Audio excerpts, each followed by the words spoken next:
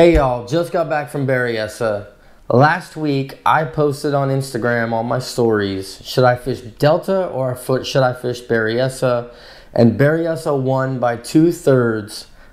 I'm really surprised. I thought Delta was going to win.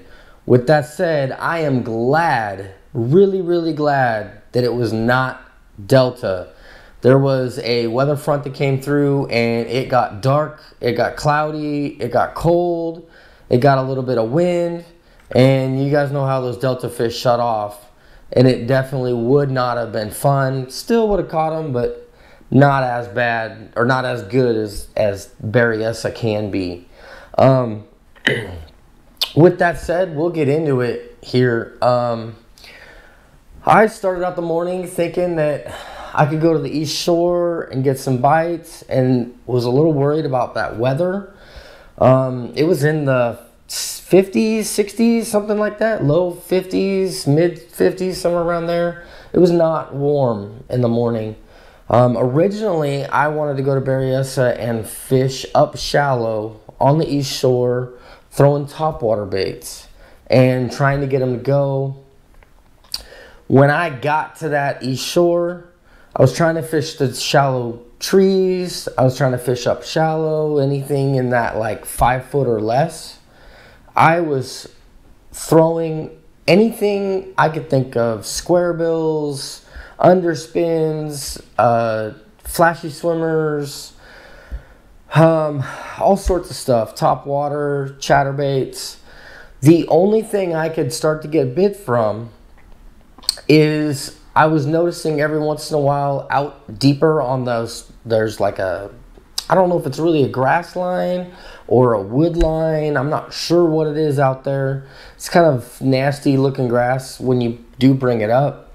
There was fish out there in that 8 to 12 foot depth, somewhere around there. So I started focusing on that 8 to 12 foot depth.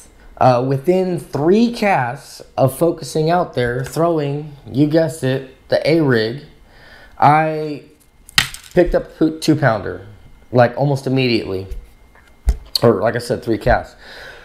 So I knew that was a thing. I'd been trying to not throw A-rig for the first 2 hours, and it just wasn't working.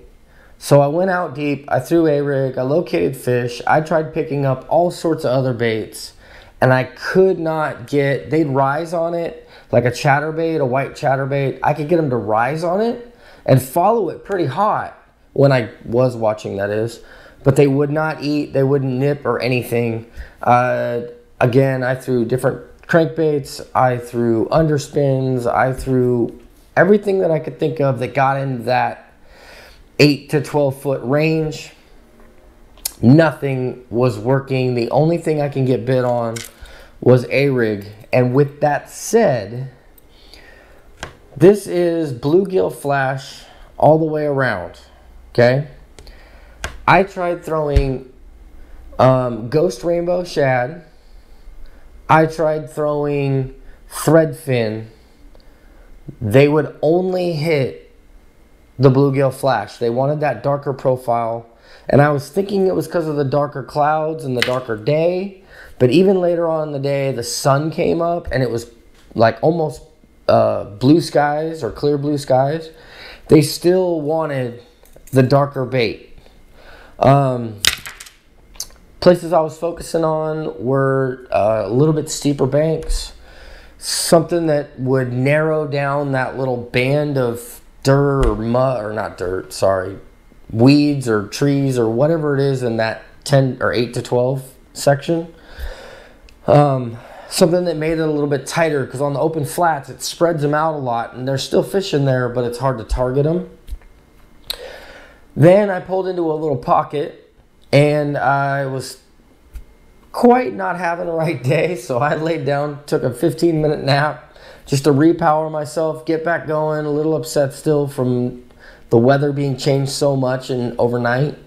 When I got back up there, I noticed there was a lot of shad or bait pushed into the back of this cove, and I picked up the Super Spook Junior in, I believe this is called Foxy Shad or something like that. It's just shad color, right? The only thing I care about on topwater is the bottom. I very rarely care about the top. It's almost always the bottom. And I picked this up and I was just slow popping it. And that slow pop, another 2-pounder came up, smoked it, got hooked up on it. And always nice to catch a topwater fish, especially when you're trying not to catch them on A-rigs. After that, went back to it, went back to work on it, and I decided, basically, I'm just going to fill a limit with an A-rig. Just as much as I was trying to avoid it, I'm just going to fill a limit with it. Going down the bank, throwing it out, keeping it kind of mid-column. I didn't on it all the way down on the bottom. The fish were feeding up to them. If you were down there with them, they did not care. If you kept it up in the column, they would come up and eat it. And all the strikes were hard strikes. They weren't light, soft touches.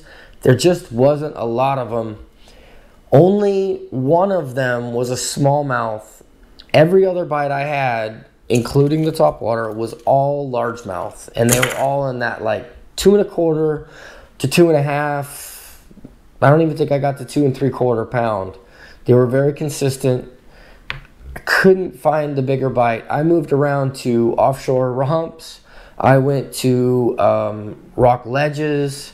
I went to a lot of different things that normally work this time of the year, and they just weren't having it. I mean, I could get bit on drop shot, but it's drop shot. I don't care about drop shot as much. I'd rather catch them on an A-rig, but I still wanted something different, right? So I got bit. I didn't even include these in the video. Wind picked up pretty good. I didn't really want to battle the wind. I decided to move up behind the big islands. When I got up behind the big island, I just started covering water with this A-rig and going down the bank. And I picked up a couple more. I think I had like 12.5 pounds-ish, somewhere around there, which is not enough money to get paid in like a tournament or anything. It's just like a middle of the pack. There's so many of that 2 to 2.5 pounders right now in Berryessa. I am happy to say that since the last time I was there, which was the mag draft video, the fish have fattened back up again. They're not as skinny. They don't have that post-spawn thing going on. And they definitely look healthy. Like, they look chunky. Not quite Clear Lake chunky, but for Berryessa, they look really, really good. With that said, so basically I got this A-rig. What I'm throwing it on is a 20-pound fluorocarbon in the Sniper fluorocarbon, FC Sniper by Sunline. And I'm running 50-pound braid on a 200 Super Duty at a 7.5 to 1 reel. And that is on a 7.5 Zodius, the heavy action.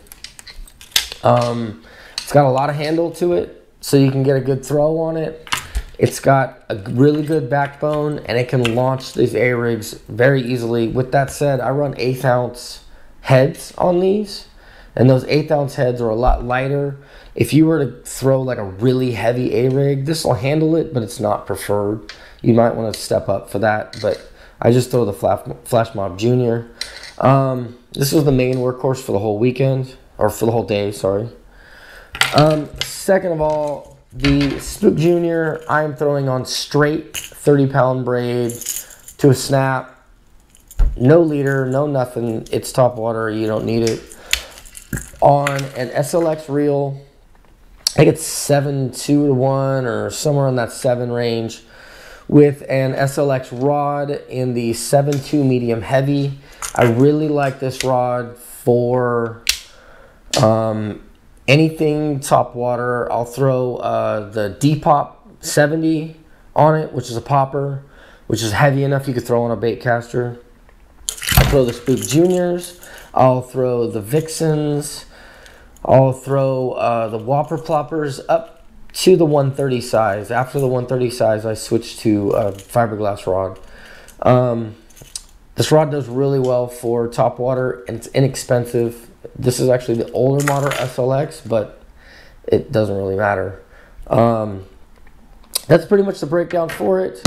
Hope this helps anyone. It was kind of an off day weather-wise, but those fish are up there, again, between that 8 to 12 foot range in the junk that's on the bottom. Just stay above that junk, they'll come up and eat it.